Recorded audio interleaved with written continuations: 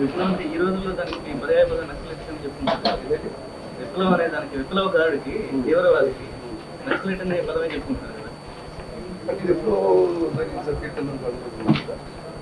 లేదంటే ఎప్పుడు జరిగినా కూడా ఇది మీరు ప్రత్యేకంగా ఈ క్యారెక్టర్ చేస్తున్న నేపథ్యంలో పబ్లిసిటీ పత్రికల్లో వచ్చిన ఇన్ఫర్మేషన్ ఏంటంటే మీరు నక్సలైట్ క్యారెక్టర్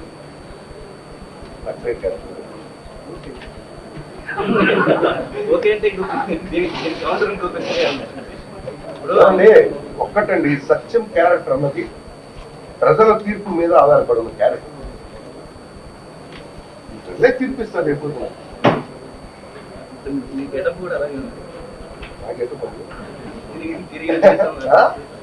మరి వెపుల్పుల్లో మరి నాన్నగారు కూడా ఇదే కాదు వాడేది.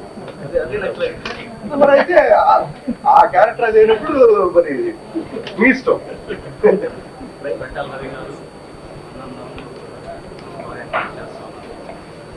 అలాగే 22 సంవత్సరాల తర్వాత మేకప్ వేసుకొని మళ్ళీ కెమెరా ముందు నిలబడి అంత అద్భుతంగా నటించాడు. నేను చెప్దాం అనుకున్న విషయాలు మొత్తం అన్నగా చెప్పేశాడు. మళ్ళీ చెప్పి అన్నది మీరు ఎట్లా వేయరు, ఆయన రాస్తారు కాబట్టి చాలా గొప్పగా చేశాడు. ఇంకా ఎంత గొప్పగా అంటే ఇంకా మా ఊరికి చెప్పుకోవడం కంటే కూడా రేపు స్క్రీన్లో మీరు చూసి ఎంజాయ్ చేస్తే మేము హ్యాపీ. ఎందుకంటే ఎక్కువ మాట్లాడిన బాగుంది. థ్యాంక్స్. రాయలసీమలో చాలా అత్యద్భుతమైనటువంటి పుణ్యక్షేత్రాలు. అక్కడ శ్రీశైలం అని కానివ్వండి, వీరబ్రహ్మణ్య స్వామి మఠం కానివ్వండి, మహానంది కానివ్వండి, ఇవన్నీ అన్ని చోట్ల తీస్తున్నాం. హీరో హీరోయిన్ల మీద పాటలు సాంగ్స్ అయిపోయిన రెడీ ఫర్ రిలీజ్ టుడే 40% అయిపోయింది.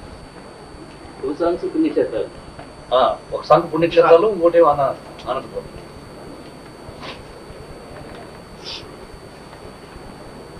ఎన్నిటికీ ఇక్కడ ప్రొడ్యూసర్ ఎక్కడో అజ్ఞాతంలో ఉన్నప్పటికీ ఆయన పనుల మీద ఉన్నారు చూడండి. కృష్ణారావు గారిని, రవి గారి బావగారు, బావగారు, మాకు కూడా బావగారు.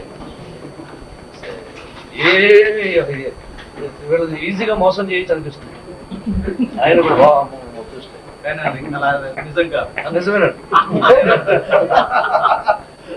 చాలా మంచి వ్యక్తి. అంటే టోటల్